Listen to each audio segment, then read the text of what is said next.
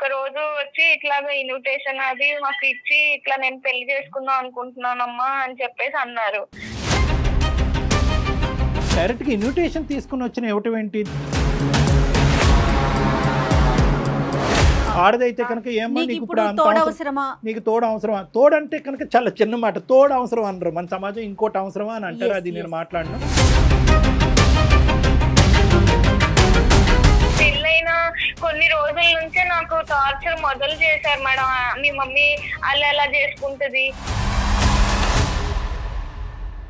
ఈ attention and importance ఎలా వస్తుంది అంటే కనుక అల్లుడు గారు రండి, కూర్చోండి, భోజనం చేయండి, అల్లుడు గారు పండగకి రండి, పబ్బానికి రండి, మీ ఇంటికి ఇది చేయండి, అది చేయండి, పెట్టుబడులు గిట్టుబడి. ఇప్పుడు ఏమైందంటే కనుక దురదృష్టమో అదృష్టం కొద్దో మీ అమ్మగారే పెళ్లి కూతురు అయ్యారు.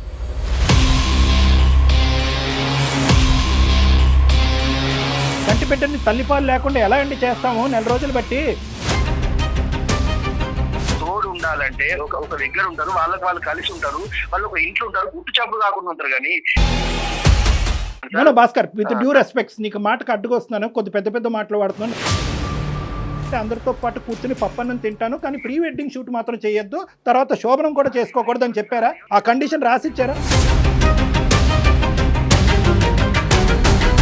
మేడం హనీమూన్ కి వెళ్తున్నారు మేడం, హనీమూన్ కి వెళ్ళారు వాళ్ళు, మేము కూడా వెళ్ళలేదు మేడం హనీమూన్ కి.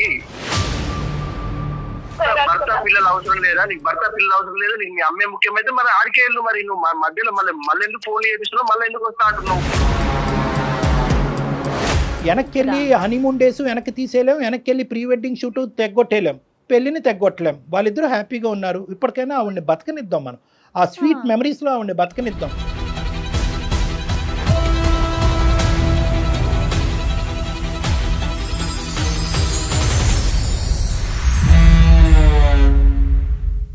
సికింద్రాబాద్లోని doctor Narayana college of hotel management లో 100% జాబ్ గ్యారంటీ. 966365 అందమైన జీవితం కార్యక్రమానికి స్వాగతం. నమస్తే కళ్యాణ్ గారు. నమస్తే జయ గారు. కళ్యాణ్ గారు, అనూష అని ఒక అమ్మాయి మనకి మెయిల్ చేసింది. ఇంతవరకు మన అందమైన జీవితం కార్యక్రమంలో ఇలాంటి మెయిల్ని నేను చూడలేదండి. నేను రివీల్ చేయటం కన్నా అసలు అనూష తను రెడీగా ఉంది మాట్లాడటానికి. ఫోన్లో కాల్ చేసేస్తానండి. తప్పకుండా. హలో అనుష, నమస్తే అండి. నేను జయానండి, అందమైన జీవితం ప్రోగ్రామ్ నుంచి మాట్లాడుతున్నాను. మేడం నమస్తే మేడం. నేను ఈ కాల్ కోసమే ఎదురు చూస్తున్నాను మేడం. ఎప్పటి నుంచో అసలు చేస్తారని అనుకోలేదు మేడం.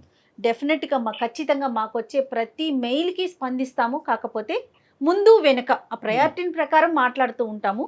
రైట్, ఇంకా లేట్ చేయొద్దుమా. నాతో పాటు డాక్టర్ కళ్యాణ్ చక్రవర్తి గారు ఉన్నారు. ఎస్, మాట్లాడున్నాను. నమస్తే అమ్మా. నమస్తే సార్. ఎవరిది సమస్య?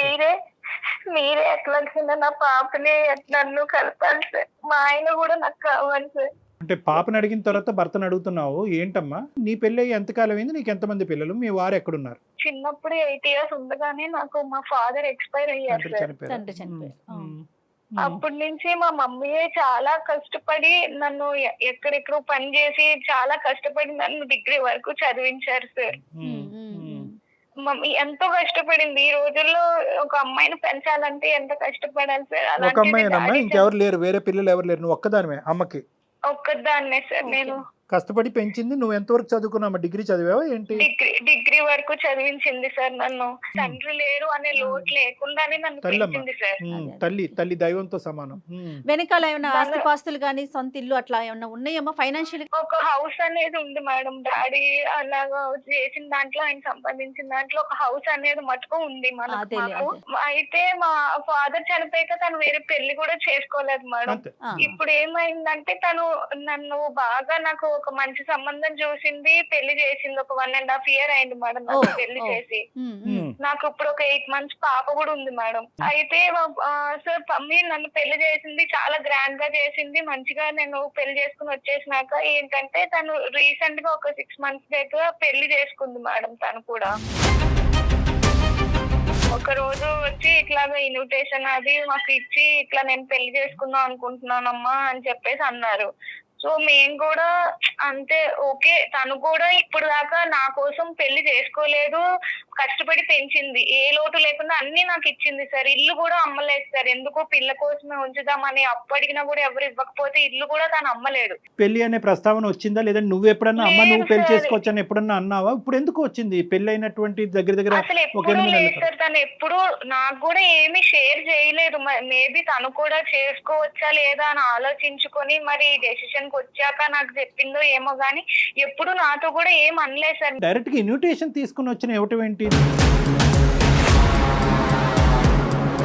దానికి ముందు చెప్పలేదా అమ్మ నేను ఇలా పెళ్లి చేసుకుంటున్నాను, పెళ్లి చేసుకోవాలని అనుకుంటున్నాను, అసలు ఆ వ్యక్తి ఎవరు, ఈ వయసులో నిన్ను చేసుకోవటానికి ఎవరు ముందుకు వచ్చారు, నువ్వు ఇష్టపడ్డావా అతను ఇష్టపడ్డారా, అసలు మీ ఇద్దరు పరిచయం ఎప్పుడు అనేది బేసిక్ ఈ కంటెంట్ అనేది అమ్మ నీకు ఎప్పుడు చెప్పలేదా? డైరెక్ట్ ఇన్విటేషన్ తో వచ్చేసిందా?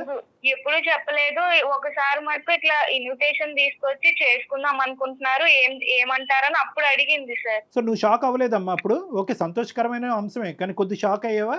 అయ్యాం సార్, ఎందుకు అవ్వం సార్ అంటే అదేంటమ్మా ముందు చెప్పాలి కదా ఇప్పుడు ఏంటి అని కూడా అన్నాం సార్. చేసుకోవటం డాక్టర్ గారు అన్నట్లు తప్పు కాదు, కానీ ఇప్పటికిప్పుడు చెప్పటం అనేది కొంత ఆలోచించాల్సిన విషయం. ఎందుకంటే ఇక్కడ రెండు అంశాలమ్మా, అంటే ఒక సంతోషకరమైనటువంటి పరిస్థితి చాలా సందర్భాల్లో దిగ్భ్రాంతి కలిగించే అంశం కింద కూడా మారచ్చు. సో నీకు కూడా లోక జ్ఞానం ఉంటుంది కాబట్టి వచ్చే వ్యక్తిని కొద్దిగా నువ్వు కూడా అసెస్ చేయడానికి అవకాశం ఉంటుంది కదా. ఆ బేసిక్ అసెస్మెంట్ లేకుండా ఆమె డైరెక్ట్గా ఇన్విటేషన్ తీసుకొచ్చి ఇస్తే వచ్చే వ్యక్తి కరెక్ట్ వ్యక్తి కాకపోతే ప్రాబ్లం అవుతుంది కదా, అందు గురించి నేను అంటున్నా.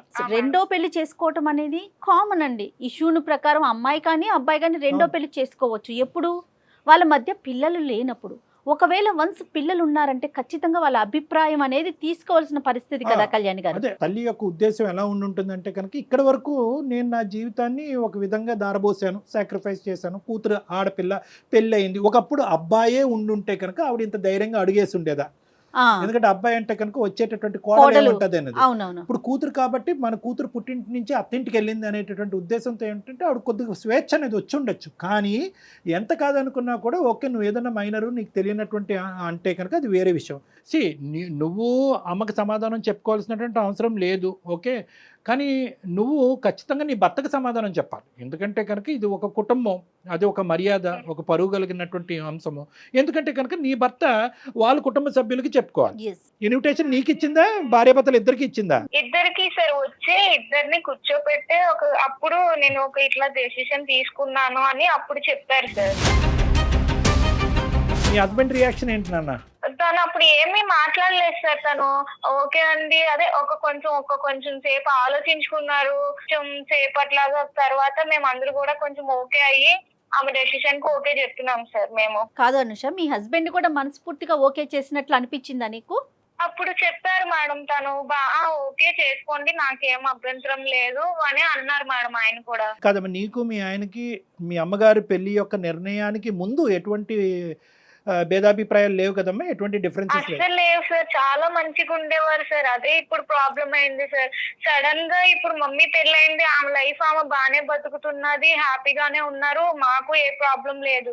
పెళ్ళైన కొన్ని రోజుల తర్వాత నుంచి మొదలు పెట్టారు సార్ ఈయన. ఎవరెవరు వచ్చారమ్మా పెళ్లికి?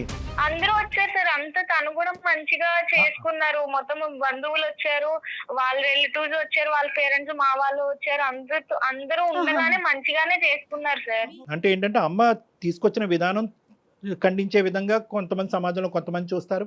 ఈ వయసులో నీకు అంత అవసరమా అనే విధంగా ఇప్పటికీ కూడా అదే సమాజంలో మనం ఉన్నాం. ఇప్పటికి కూడా నిలదీసి నిందించి ఒక ఆడది అదే మగాడంటే ఇంకో విధంగా చూస్తారు. ఆడదైతే కనుక ఏమో నీకు ఇప్పుడు నీకు తోడు అవసరమా? తోడంటే కనుక చాలా చిన్న మాట, తోడు అవసరం అనరు మన సమాజం, ఇంకోటి అవసరమా అని అంటారు. అది నేను మాట్లాడను. అటువంటి సమాజంలో ఇటువైపు నీ వైపు వాళ్ళు, అమ్మ వైపు వాళ్ళు, ఎటొచ్చి లేనటువంటి వాళ్ళు ఎవరైనా ఉండుంటే కనుక బహుశా మీ చనిపోయినటువంటి మీ నాన్నగారి తరపున వాళ్ళు లేనటువంటి వాళ్ళు అయి ఉంటారు.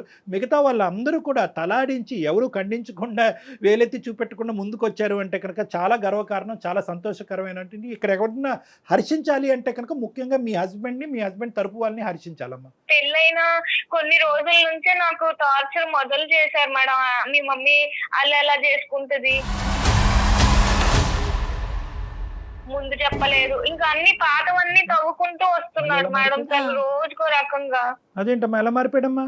అదే నాకు అర్థమైతలేదు సార్. మరి సడన్ గా అందులో ఆయనలో ఎందుకు ఆ మార్పు వచ్చిందో నాకు అర్థం కావట్లేదు. మా అమ్మ ఫోన్ చేస్తే చిరాకు పడ్డం, ఫోన్ పిలుస్తుంటే చిరాకుగా మాట్లాడడం, కాల్స్ కట్ చేయడం, అట్లా అంతా చేస్తున్నారు సార్. ఒక రోజు ఇంకా ఇలాగే మాట అనుకుంటుంటే ఎందుకండి మీరు అప్పుడంతా మాట్లాడుకుంటే ఇప్పుడు ఇలా మాట్లాడుతున్నారు అంటే కూడా గొడవ చేసేసి నన్ను బయటికి గెంటేశాడు సార్. బయటికి గెంటేశాడమ్మా? అవును సార్. నేను 1 month నుంచి మా ఫ్రెండ్ ఇంట్లో ఉంటున్నాను సార్. మా పేరెంట్స్ కూడా నేను చెప్పలేదు. బిడ్డ పాపని డే కేర్ లో వేసాడంటే సార్. సరే 2-3 రోజుల్లో మళ్ళీ పిలుస్తారులే, కోపంలో ఉన్నారు కదా అని నేను అనుకున్నాను సార్. చంటి బిడ్డని అతను సరే డే కేర్ లో పెడతాడు, ఎక్కడ పెడతాడు కాదు, తల్లిని బిడ్డని దూరం చేయవలసిన అవసరం ఏముంది? అంత కర్కోటకమైన మనస్తత్వం కేవలం మీ అమ్మగారి పెళ్ళే దీనికి కారణమా ఇంకేమైనా ఉందా? అదొక్కటే సార్, అసలు ఏ ప్రాబ్లము లేదు, అంతా మంచిగా ఉండే వాళ్ళం. ఇప్పుడు నా బిడ్డ మీ మమ్మీ ఇట్లా పెళ్లి చేసుకుంది, ఈ వాతావరణంలో పెరిగితే నా బిడ్డ ఏమైపోవాలి, తను ఎట్లా పెరుగుతుంది, ఏదేదో మాట్లాడుతున్నాడు సార్ నన్ను. మీ అమ్మగారు పెళ్లి కూతురు అయ్యేటప్పటికి ఎంత కాదనుకున్నా కూడా, ఎంత ఇక్కడ అక్కడ బ్యాలెన్స్ చేయాలని అనుకున్నా కూడా, ఆవిడ ఇంకో ఇంటి కోడలు అయ్యేటప్పటికి ఆవిడకి వేరే ఇంపార్టెన్స్ పెరిగింది. అక్కడ ఆ భర్తను చూసుకోవాలి, కొత్తగా వచ్చేటటువంటి భర్తను చూసుకోవాలి, వచ్చేటటువంటి ఆ కుటుంబానికి మర్యాదలు చేసుకోవాలి. సో బహుశా ఈ బ్యాలెన్స్ చేసుకోవటంలో ఎక్కడైనా అల్లుడు గారు అనే ఈ స్థానాన్ని కొద్దిగా నెగ్లెక్ట్ జరిగిందా, ఇతని ఇంపార్టెన్స్ తగ్గిందా? ఎందుకంటే కనుక ఇతని వెనకొకటి ముందొకటి వేసే వేషధారణ ఇతనికి ఉంది అనేటటువంటిది నీ మాటలో చెప్పలేదు. ముందు నుంచి మేము బాగానే ఉన్నాం, ఎక్కడో చోట అతను నెగ్లెక్ట్ చేయబడ్డాడా, హర్ట్ అయ్యాడా, అతని మనసు గాయపడిందా? ఎంత గాయపడినా కూడా చంటి బిడ్డను దగ్గర పెట్టుకుని తల్లిని మెడపట్టుకుని బయటకు కంటడం అనేది అది మూర్ఖత్వం. మీ అత్తగారు మామగారితో ఏమన్నా మాట్లాడి ఇక్కడ జరిగే పరిస్థితిని వివరించావా? లేదు సార్, అసలు వాళ్ళకు కూడా ఏం చెప్పలేదు సార్. మేము ఎవరికి చెప్పలేదు. అమ్మ వాళ్ళకి చెప్తే తనే ఏదో ఇప్పుడిప్పుడే తను ఏదో పెళ్లి చేసుకుని ఇన్నాళ్ళు కష్టపడి పెళ్లి చేసుకుని హ్యాపీగా ఉంది, తనని ఎందుకు డిస్టర్బ్ చేయడం అనేది ఏమీ చెప్పలేదు. నువ్వు చంటి బిడ్డని అక్కడ వదిలేసి ఇంట్లోంచి బయటకు అడుగు పెడితే కనుక 4 రోజులు అయ్యిందని అంటున్నావు, నువ్వు ఎక్కడున్నావు అనేది మీ అమ్మకి తెలియదా? నీ బాధను మీ అమ్మకి చెప్పుకోవా? చెప్పాలి కదా సార్. నేను ఎందుకు అమ్మని డిస్టర్బ్ చేయడము అని చెప్పి నేను చెప్పలేదు. అలా కదమ్మా, అమ్మ అడుగుతుంది కదా, బిడ్డ ఏడు పినిపించట్లేదు, అల్లుడు గారు ఎక్కడున్నారు, అల్లుడు గారితో మాట్లాడాలి, వీడియో కాల్ చేస్తే బిడ్డను చూస్తాను అని అమ్మ అంటది కదా. మరి ఇవన్నీ ఎలా దాచిపెట్టావు ఈ 4 రోజులు? అంటే తను కూడా ఏమి నాకు ముందు చేసినంతలాగా కాల్ అది చేయటం లేదు సార్.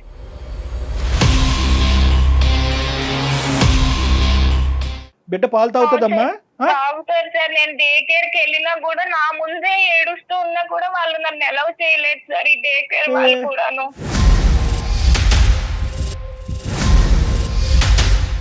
కదమ్మా, ఇప్పుడు మాకు చేయటం వెనకతలు నీ భర్తతో మాట్లాడమన్నా మీ తల్లితో మాట్లాడాలి? ఇప్పుడు మేము మా హస్బెండ్ తోనే మాట్లాడాను సార్. అసలు ఎందుకు అలా ఉంటున్నారు, ఆయన ప్రాబ్లం ఏంటో మీరే క్లియర్ గా అడగండి. కరెక్టే, మాట్లాడతాము.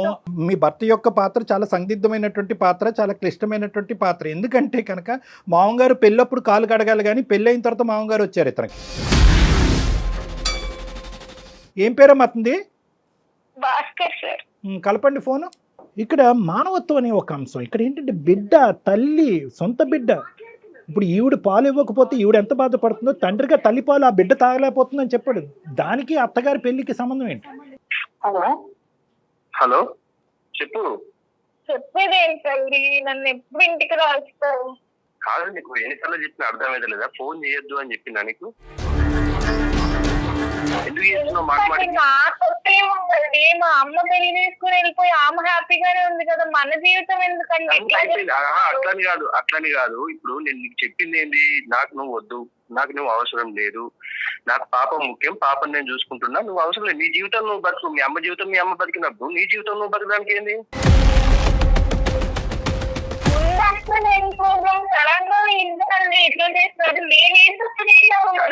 సడన్ గా కాదు, సడన్ గా చేసింది మీరు సడన్ గా చేసుకొని మీరు కథలు పడి మీరు ఇది చేసుకుంటే దానికి నేను ఎట్లా బాధ్యున్నా అయితా? నీ జీవితం ఏమి మాట్లాడలేదు కదండి, సడన్ గా ఇప్పుడు నన్ను మాత్రం ఎందుకు ఇట్లా ముందు అట్లా లేదు కదా. ముందు ఎట్లుండేది? ముందు బాగానే ఉన్నాం కదా, మనకేం ప్రాబ్లమ్స్ లేవు కదా. ముందు ఎంత మంచిగా ఉన్నాం మనం. ఏమైనా ప్రాబ్లం ఉందా? పాప పుట్టింది, పాపను మంచిగా చూసుకుంటున్నాం, మంచిగానే ఉన్నాం కదా. మధ్యలో మీ అమ్మ చేసిన దానికే ఇంత గొడవ అవుతుంది కదా. ఇది నీకు ఎందుకు అర్థమైతలేదు? మరి ఎందుకు మాట్లాడలేదండి ఈ ముక్కలన్నీ? మీరు మీకు అప్పుడు నిజంగా మీ మనసులో అదే ఉంటే అప్పుడే చెప్పుండే కదా. అవును, పెళ్లి చేసుకున్నప్పుడు ఇంత విపరీతంగా అయిద్దని మేము ఎవరు అనుకోలేదు. ఏదో ఆమె ఉన్నది చేసుకుంటారు. అసలు ఈ ఏజ్ లో పెళ్లి చేసుకున్నట్టు నాకు వద్దనే అనుకున్నా కానీ ఏదో ఆమె ఏదో తోడు కోసం ఉంటుంది కావచ్చు అనుకుంది. కానీ ఇంత ఘోరంగా ఇది పబ్లిక్ లో ఇజ్జత్ తీయడం ఏంది నాది? మీ పరువు ఏం తీసిందండి? పెళ్లి ముందు పెళ్లి చేసుకున్నప్పుడు అటెండ్ అయ్యారు, అంత మంచిగా మాట్లాడారు. మరి సడన్ గా ఇప్పుడు మీకు ఇవన్నీ గుర్తొచ్చేసాయండి. మా పాప నుంచి నన్ను దూరం చేస్తారా మీరు? భాస్కర్ గారు, నా పేరు డాక్టర్ కళ్యాణ్ చక్రవర్తి. నేను మానసిక వైద్య నిపుణుడిని, సైకియాట్రిస్ట్. అందమైన జీవితం అనే కార్యక్రమం సుమన్ టీవీ నుంచి మాట్లాడుతున్నాం అండి. నమస్కారం. అంటే ఆవిడ చాలా ఒక బాగా దుఃఖమైనటువంటి పరిస్థితిలో మాకు ఫోన్ చేసింది. బిడ్డ లేనటువంటిది, కుటుంబం లేని. అందులో ఏంటంటే చెప్పుకోవడానికి యూజువల్గా ఇటువంటి పరిస్థితులు వస్తే కనుక ఆడపిల్లలు తల్లింటికి వెళ్తారు. బిడ్డను కూడా మీరు లాగేసుకుని గుంజేసుకుని పాలు ఇచ్చేటటువంటి తల్లిని కూడా దూరం పెట్టి చెప్పలే. అది మాకేంటంటే ఆ పరిణామం, ఆ కాన్సిక్వెన్స్ ఒకటే అతి భయంకరంగా కనిపించేటప్పటికి ఇదేంటమ్మా దేవుడు లాంటి మనిషి రాక్షసుడి కింద మారిపోయాడని అంటున్నావు, ఏంటో ఒకసారి ఫోన్ కలపమ్మంటే భాస్కర్ కలిపింది ఫోన్. సో మీరు చెప్పండి సార్, ఏం జరిగింది? ఈ పరిస్థితులు రావడానికి కారణం వాళ్ళ అమ్మే సార్. ఇది ఇంత ఘోరంగా జరగడానికి కారణం వాళ్ళ అమ్మే. నేను ఫస్ట్ నుంచి చెప్పుకుంటూనే వస్తున్నా. ఆమె మేము మంచిగా ఉండేవాళ్ళం సార్, మా సంసారం బాగుండేది. అసలు మేము ఎవరికి ఏం చేసేటం కాదు, మంచిగా ఉండేవాళ్ళం సార్. ఈ మధ్యలో వీళ్ళ అమ్మ వచ్చేసి ఈమె ఇట్లా వేసుకొని వీళ్ళు ఈ పెళ్లి చేసుకొని ఆ పెళ్లిని దానికి ప్రీ వెడ్డింగ్ షూట్ చేసుకొని దాన్ని అంతా ప్రజలలో మొత్తం అందరికి తెలిసేటట్టు చేసి నా ఇజ్జత్ తీసింది సార్. నాకు మొత్తం అసలు ఎక్కడ కూడా నాకు పరువు లేకుండా చేసేసింది వాళ్ళు. నేను ఆఫీస్కి వెళ్తే ఆఫీస్ లో కూడా వాళ్ళ నన్ను అదే అడుగుడు, మీ అత్త ఈ ఏజ్ లో పెళ్లి చేసుకోవడం ఏంద్రా, మీ మామ కొత్త మామ ఎట్లుండాలి, ఇట్లా అడుగుతుంటే నాకు ఎంత బాధ ఉంటుంది సార్. మీ దగ్గరకు వచ్చింది, ఇది కూడా పెద్ద ఇప్పుడు ఇష్యూ సార్. ఇప్పుడు మీ దగ్గరకు వచ్చి టీవీలలో పెట్టి అక్కడ పెట్టి ఇక్కడ పెట్టి. భాస్కర్ గారు, అందమైన జీవితం జయాన్ని మాట్లాడుతున్నానండి. మీరు ఎక్కడా కూడా కనిపించరు, మీ వివరాలు ఎక్కడా చూపించమండి. జస్ట్ ఫోన్ కాల్ లో మాత్రమే మీరు ఉంటారు. తనకి ఏం చెయ్యాలో తెలియక పాలుపోక మాకు కాల్ చేసింది. నేను చాలా మానసిక క్షోభ అనుభవిస్తున్నాను. అయ్యో, మాకు అర్థమవుతుందండి, బాధ అర్థమవుతుంది. ఏమండి భాస్కర్ గారు, ఒకటే భాస్కర్ గారు, సమస్య లేదు. 2.5 సంవత్సరాలు బట్టి 1 సైడెడ్ ఎక్కడా కూడా మేము వినలేదు. రాసిస్తా కావాలంటే ఎప్పుడు కూడా 2 సైడెడ్, కావాలంటే 3 సైడెడ్, లేదంటే 4 సైడెడ్, కానీ ఎప్పుడు 1 సైడెడ్ కాదు సార్. న్యాయ అన్యాయాలు జరగాలి అంటే కనుక ముందుగా మీ బిడ్డకు జరగాలండి. ఫస్ట్ అది కంక్లూడ్ చేద్దాం, మిగతావన్నీ తర్వాత మాట్లాడుకుందాం. చంటి బిడ్డని తల్లిపాలు లేకుండా ఎలా అండి చేస్తాము 4 రోజులు బట్టి? ఇక్కడ పెరగాలి సార్ ఆమె. ఇలాంటి వాతావరణంలో పెరిగితే ఆమె భవిష్యత్తు గొప్ప వాతావరణం. సరే, ఇవన్నీ కాదు, పాయింట్ టు బి నోటెడ్. మీరు ఆవిడ వచ్చినటువంటి విధానం, పద్ధతి కరెక్ట్ కాదు. దాన్ని మేమే ఖండిస్తున్నాం. ముందు చెప్పకుండా ఏదో గుడికి వెళ్తున్నాను అన్నట్టుగా పెళ్లి చేసుకుంటున్నానని చెప్పి ఇన్విటేషన్ ఇవ్వటం అనేది ఆశ్చర్యం కలిగేటటువంటి అంశం. కొద్దిగా మెచ్యూరిటీ ఉండాలి. ఇక్కడ కూతురికి ఇన్విటేషన్ ఇవ్వట్లేదు, కూతురికి సంబంధించిన భర్తకు కూడా అల్లుడికి కూడా ఇన్విటేషన్ ఇవ్వటుంది. ఇదేంటంటే ఆవిడ చేసేటటువంటిది ఆవిడ పాయింట్ ఆఫ్ వ్యూలో ఇప్పటి వరకు త్యాగం చేసినటువంటి జీవితంలో కూతురు ఇంట్లోంచి బయటకు వెళ్ళిపోయిన తర్వాత ఒంటరి జీవితం అనుభవించలేక ఒక ఆడదానికి లేదా ఒక మగాడికి ఒక తోడు ఉండాలి. కాబట్టి వాళ్ళు ఇష్ట ప్రకారం వాళ్ళు పెళ్లి చేసుకుంటారు. అది నేను ఖండించట. అది వినండి, ఒక్క నిమిషం, నేను ఒకే పాయింట్ మిమ్మల్ని అడుగుతున్నా. అప్పుడు ఒప్పుకున్నారా లేదా? మీరు అప్పుడు ఒప్పుకున్నారా లేదా? తోడు ఉండాలంటే ఒక దగ్గర ఉంటారు, వాళ్ళు కలిసి ఉంటారు, వాళ్ళు ఒక ఇంట్లో ఉంటారు, గుట్టు చాపు కాకుండా ఉంటారు. కానీ సార్ ప్రీ వెడ్డింగ్ షూట్ ఎవరు చేసుకుంటారు సార్? ఏ ఏజ్ లో చేసుకుంటారు సార్? మీరు చెప్పండి, మీరు నాకు న్యాయంగా. సో ప్రాబ్లం పెళ్లిది కాదు, ప్రీ వెడ్డింగ్ షూట్ది.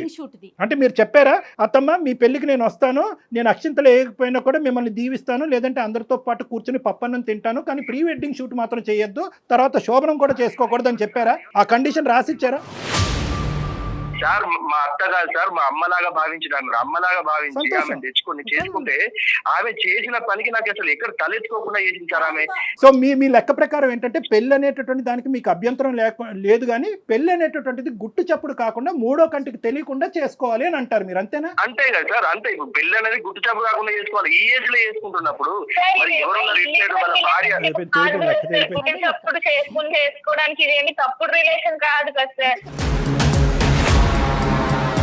ఆమె మీద ఆమె కూతురు జీవితం కూడా ఆధారపడింది మేడం. అది ఎందుకు ఆలోచించట్లేదు ఆమె? రైట్ భాస్కర్ గారు మీ మాటను బట్టి నాకు అర్థమైంది చెప్తాను. పెళ్లి చేసుకోవటం వరకు ఓకే, ఇలాంటి చిన్న పిల్లల్లాగా ప్రీ వెడ్డింగ్ షూట్లు చేయటం లేకపోతే నలుగురిలోకి నానటం అనేది మీకు నచ్చలా, అది ఆ ఇంపాక్ట్ మీకు పడింది అంతేనా? కాదు, ఇప్పుడు హనీమూన్ కి వెళ్తున్నారు మేడం, హనీమూన్ కి వెళ్ళారు వాళ్ళు, మేము కూడా వెళ్ళలేదు మేడం హనీమూన్ కి. మీకు అయిందండి ప్రీ వెడ్డింగ్ షూట్ హనీమూన్, మీకు అవ్వలేదా? లేదు సార్, హనీమూన్ లేదు, ప్రీ వెడ్డింగ్ షూట్ లేదు. మేము ఆమె వాళ్ళు కొంచెం ఉన్న వాళ్ళు కాదు అని చెప్పేసి మేము ఏదో గుట్టి చప్పుడు కాకుండా మేము చేసుకొని మేము మంచిగా ఉంటే మాకు ఖర్చులు ఎందుకని మేము ఉంటే, ఆమె ఈ ఏజ్ లో పెళ్లి చేసుకొని ఈ ఏజ్ ప్రీ వెడ్డింగ్ షూట్ చేసి హనీమూన్ కి వెళ్ళి ఆమె కార్డులు చూస్తే మీరు పరిచయం లేదు సార్. ఇక్కడ చూడండి సార్, కార్డు మేము కూడా అట్లాంటి కార్డు కొట్టలేదు సార్. అంత గ్రాండ్ గా చేసుకున్నారు వాళ్ళు పెళ్లి. అది అంటే వీళ్ళని చూసి ఇప్పుడు తోడు కావాలన్న తోడు అంటే ఎట్లుంటారు సార్, ఒకరికొకరు తోడు. ఈ ఏజ్ లో కృష్ణారామ అనుకునే ఏజ్ లో ఆమె అట్లా కృష్ణారామ అనుకుంటే పెళ్లి చేసుకోవచ్చండి. కృష్ణారామ అనుకున్న వాళ్ళు పెళ్లి చేసుకోకూడదా, లేదంటే పెళ్లి చేసుకున్న వాళ్ళు కృష్ణారామ అనుకోకూడదా? అది లెక్క కాదు. నెంబర్ 1 వెడ్డింగ్ ఒకటే భాస్కర్, విత్ డ్యూ రెస్పెక్ట్స్, నీకు మాటకు అడ్డుకొస్తున్నాను, కొద్ది పెద్ద మాటలు వాడుతున్నాను. నాకంటే చిన్నవాడివి, ఒక 2 మాటల్లో నేను కరెక్ట్ చేయాలి. ఎందుకంటే ఇప్పుడు వరకు నిన్ను దేవుడు అన్నట్టే మీ ఆవిడ చెప్పింది, దేవుడు అన్నట్టే మేము ట్రీట్ చేయాలనుకుంటున్నాం. ఇక్కడ ప్రాబ్లం ఎక్కడ వచ్చిందంటే పెళ్లి వల్ల ప్రాబ్లం వచ్చలేదు, పెళ్లి చుట్టూరు ఉన్న గ్రాండియో ఉంది చూడండి. అంటే ఏంటంటే ఆ హైఫైడ్ పెళ్లి, అది ఖచ్చితంగా మీ పెళ్లి కంటే అది ఓవర్టేక్ చేసింది. అది బహుశా ఏంటంటే మీ అత్తగారు నిలవరించవలసింది, ఏమండి ఇంత హైఫైడ్ వద్దు, మనం ఏదో రొటీన్గా చేసుకుందాం అని చెప్పి వాళ్ళ భర్తకు చెప్పి ఉండొచ్చు. ఇక్కడ ఖచ్చితంగా వచ్చినటువంటి ఖర్చు ఎవరు పెట్టారు అంటే కనుక అతను పెట్టుకున్నాడు. ఇప్పుడు ఏంటంటే అతని మాట మీ అత్తగారు కాదనలేకపోయిందేమో. అతను పెళ్లి ఇప్పుడుకొచ్చి అతని జీవితంలో పెళ్లి అనేది జరగలేదంటే నాకు పాప ఉంది, అల్లుడు ఉన్నారని చెప్పుకోవాలి కదా సార్. ఆమె మా అమ్మాయి చిన్న వయసులోనే మా డాడీ అనేది చనిపోయారు సార్. ఆమెకి అప్పటి నుంచి ఆమె ఏ కోరికలు లేకుండా నన్ను మాత్రమే నన్ను చూసుకుంటూ నాకు ఏ లోటు లేకుండా సంతోషాలు కూడా పక్కన పెట్టింది సార్. నీ వైపు కానీ మీ తల్లిగారి వైపు కానీ నాకు ఎటువంటి వ్యతిరేకత లేదు. కానీ ఒక్కటమ్మా, ఇక్కడ కుటుంబం సంప్రదింపు ఈ 2 పదాలని అమ్మ గీత దాటేస్తుందమ్మా. ఒక కుటుంబం అనేటటువంటిది, పెళ్లి అనేది ఒక కుటుంబం, తల్లి కావనియండి కూతురు కావనియండి, పెళ్లి అనేది ఒక సాంప్రదాయబద్ధమైనటువంటి ఒక కుటుంబానికి సంబంధించినటువంటి ఒక వ్యవహారం. అమ్మ గుట్టుగా పెళ్లి చేసుకోవటం అనేది నేను ఏకీభవించకపోయినా అట్లీస్ట్ ఏంటంటే కనుక బయటకు వచ్చి నలుగురికి చెప్పేటటువంటి వ్యక్తి ముందైనా చెప్పాలి. జరిగేటటువంటి కార్యక్రమాల గురించి, అమ్మ ఫస్ట్ మ్యారేజ్ జరుగుతుందమ్మా, లేదంటే దాని ముందు ఏదో షూటో గీటో జరుగుతుంది, తర్వాత ఈ కార్యక్రమం ఉండబోతుంది. ఇలా చేసుకుంటే కనుక ఆర్భాటం ఎక్కువ అవుతుందేమో, అందరు కన్ను పడుతుందేమో, నలుగురు 4 విధాలుగా మాట్లాడుకుంటారేమో. నాకు అలా మాట్లాడుకున్నా నాకు అభ్యంతరం లేదు. నా కూతురుకు సంబంధించినటువంటి కుటుంబ సభ్యులు అలా మాట్లాడకూడదనే ఆలోచన నాకుంది. నీ అభిప్రాయం ఏంటమ్మా? 2 స్టేట్మెంట్స్ మీ అమ్మగారు మాట్లాడుంటే ఈరోజు ఈ సమస్య లేదు. అంతే కదా సార్, మరి మీరు చెప్పే కరెక్టే సార్. అట్లా చెప్పాలి సార్, వాళ్ళకు అర్థం కావట్లేదు. అంటే వాళ్ళని కలిపి మీరు విడిపోతారా? మేడం ఇప్పటి వరకు జరిగింది చాలు మేడం. నా పాప జీవితం ముఖ్యం, నాకు పాప భవిష్యత్తు ముఖ్యము. ఈ పాప ఆమె దగ్గర పెరిగితే మాత్రం అట్లనే తయారైంది. ఏమన్నా అర్థం ఉందా? ప్రీ వెడ్డింగ్ షూట్ హనీమూన్ జరగకపోతే ఆవిడ దగ్గర పెరగచ్చు. పెళ్లి చేసుకున్న వ్యక్తి ప్రీ వెడ్డింగ్ హనీమూన్ చేసుకుంటే మాత్రం పెళ్ళి అక్కడ అది చండాలమైన కుటుంబం. ఆ కుటుంబంలో నీ కూతురు పెరిగితే చెడిపోద్ది. ఏం లెక్క అయ్యా ఇది? ఏ కాలంలో ఉన్నామా? అయినా వాళ్ళ మాట కూడా లేరు, ఎక్కడో వేరే ఊరు వెళ్ళి బతుకుతున్నారు మేడం. అప్పుడప్పుడు ఫోన్లు మాట్లాడుకుంటాం. నీ కోపం ఉండొచ్చు భాస్కర్, నీ కోపం ఉండొచ్చు, మీ అత్తగారితో మాట్లాడటం మానేసాయి. ఏమైనా ఉంటే మీ అమ్మ చనిపోయింది అనుకో, మీ నాన్న చనిపోయారు, మీ అమ్మ చనిపోయింది అనుకుని వదిలేస్తున్నాడు సార్. భాస్కర్, నువ్వు నీ కోపం ఉంటే నాకు ఎటువంటి అభ్యంతరం లేదు. మీ అత్తగారితో మాట్లాడటం మానే, మీ సోకాల్డ్ మామగారితో అస్సలు మాట్లాడొద్దు. కానీ దానికి ఈ అమ్మాయి ఏదో ముందొచ్చి దగ్గరుండి పెళ్లి చేసినట్టుగా, ఈ అమ్మాయే మొత్తం ప్రీ వెడ్డింగ్ డిజైన్ అంతా చేసినట్టుగా, హనీమూన్కి ఈ స్పాట్ మీరు డిసైడ్ చేసుకోండి అని ఈ అమ్మాయి డైరెక్ట్ చేసినట్టుగా ఈ అమ్మాయిని శిక్షిస్తావేంటి? ఆ చంటి బిడ్డని పాలు లేకుండా ఆ అమ్మాయిని ఆ బిడ్డను శిక్షిస్తున్నావేంటి? ఏం మూర్ఖత్వం ఇది? నేను సొసైటీలో బతుకుతున్నా సార్. ఈ సొసైటీ తర్వాత గుర్తొచ్చిందా? పెళ్లికి తలాడించినప్పుడు అత్తమ్మ నాకు ఒక 4 రోజులు టైం ఇవ్వండి, నాకంటూ ఒక సొసైటీ ఉంది, స్నేహితులు ఉన్నారు, కుటుంబ సభ్యులు ఉన్నారు, అప్పుడు కాబట్టి మీరు పెళ్లి చేసుకున్నారు.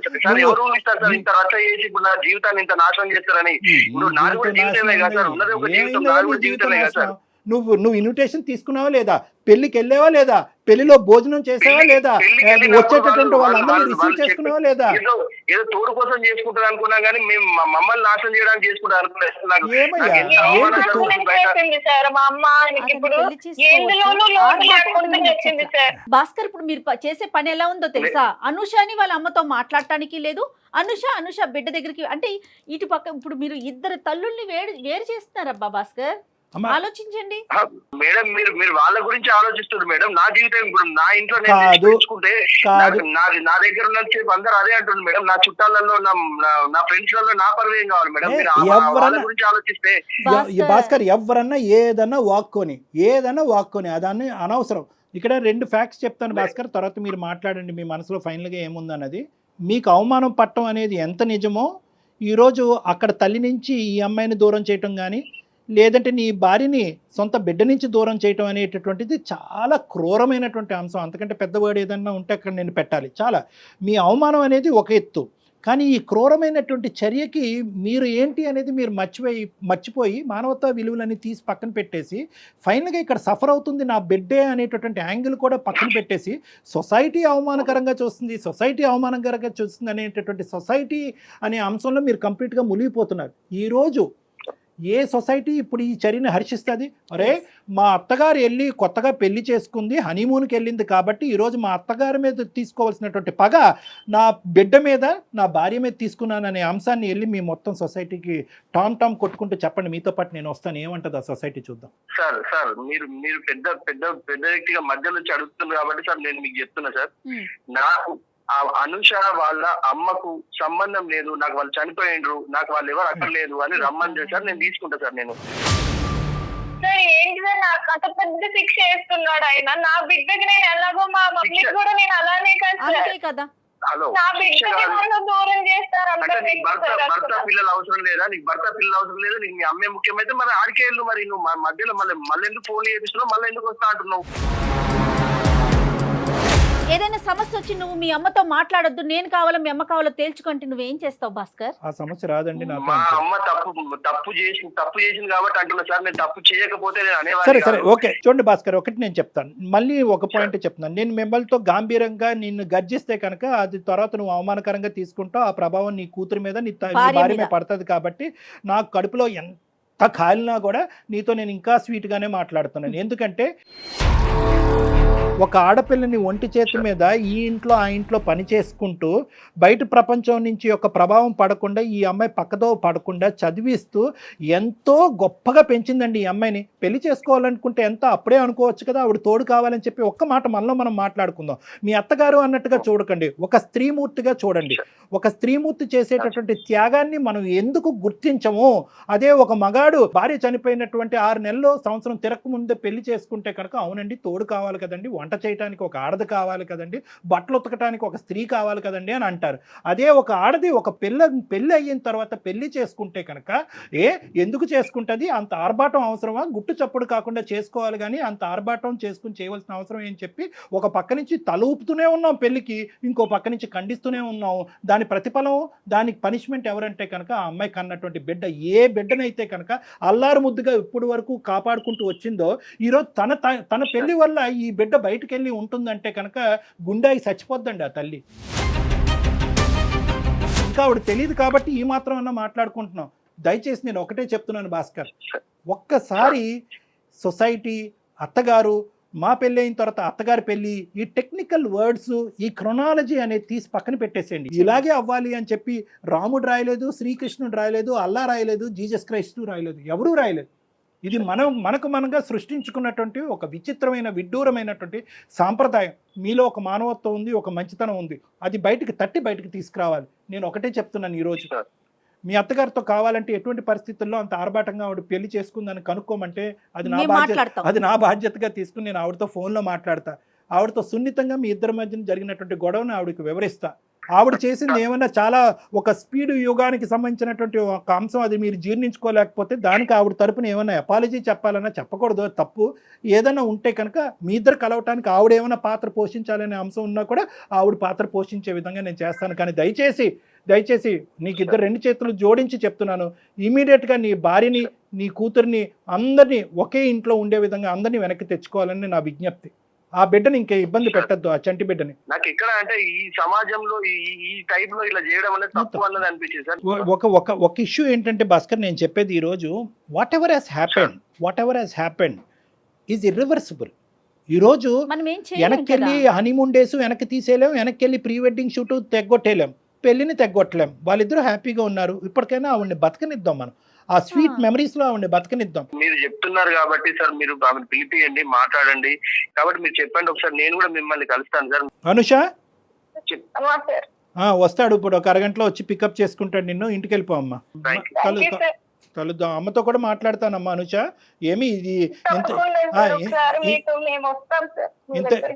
ఇంత విపరీతంగా జరిగిందని కూడా అమ్మకు కమ్యూనికేట్ చేయను. అసలు ఏంటి పూర్వపరాలన్నీ కొంతవరకు తెలుసుకుని అది భాస్కర్కి అర్థమయ్యేటటువంటి విధంగా చెప్పి, భాస్కర్ మనసులో ఏమైనా మిస్కాన్సెప్షన్స్ మిస్అండర్స్టాండింగ్స్ ఉంటే కనుక అది కడిగేద్దాం. అప్పుడు వాళ్ళిద్దరు కూడా తల్లి కొడుకుల్లా ఉంటారు. ఓకేనా? రైట్ అండి, నమస్తే. పెళ్లి అనేటటువంటి అంశం చేసుకుంటున్నారా వద్దా అనేది ఒక్కటే భాస్కర్ చేతిలో కానీ, అనుష చేతిలో కానీ, సొసైటీ చేతుల్లో కానీ ఉంటుంది. ఒకప్పుడు ఈ ప్రీ వెడ్డింగ్ షూట్స్ ఇంత ఆర్భాటం ఎందుకని చెప్పి ముందే ప్రొక్లెయిమ్ చేయాలి. ఇదంతా ఎందుకు ఇన్విటేషన్ ఇచ్చినప్పుడే, అమ్మ ఇది చాలా సీక్రెట్గా ఏదైనా గుడిలో చేసుకుందాం, ఒక 10 మంది అటు ఇటుని పిలుద్దాం, పప్పన్నం పెడదాం, చాలమ్మా దీని పెద్ద ఆర్భాటం చేసి చెప్పుంటే సరిపోయి ఉండేది. ఎనీహౌ ఒకసారి వాళ్ళు వస్తారండి, భాస్కర్ వస్తాడు డెఫినెట్ గా, మీరు మాట్లాడండి. ఇంకేం ఉండదు మేడం, ఇంకేం ప్రాబ్లం ఉండదు. yes they are very happy, they will be very happy together. ఎందుకంటే భాస్కర్ లో కూడా ఎందుకో తెలియనటువంటి ఒక నెగిటివ్ యాంగిల్ వచ్చింది, కానీ వాస్తవానికి 99.9% ఆ అబ్బాయిది పాజిటివ్ యాంగిలే. ఎక్కడో ఇన్ఫ్లుయెన్స్ అయ్యాడు. ఆ ఇన్ఫ్లుయెన్స్ ఎఫెక్ట్, ఆ ఇన్ఫ్లుయెన్స్ మనం ఈ కౌన్సిలింగ్ ద్వారా కడిగేసాము. ఇంకొద్దిగా ఆ తల్లి గారి ద్వారా మాట్లాడిపించి, బాబు భాస్కరు ఇది పరిస్థితి అని ఆవిడ చేత ఒక 2 మాటలు చెప్పుంటే కనుక అయిపోతుంది. ఇంత గొప్ప ఫ్యామిలీ ఇంకెక్కడ ఉండదు. సూపర్ అండి. రైట్ కళ్యాణ్ జీ, నమస్తే. Anchors dress courtesy by Manav Kalamkari, KBHP. Secunderabad లోని doctor Narayana college of hotel management లో 100% జాబ్ గ్యారంటీ. 9663653653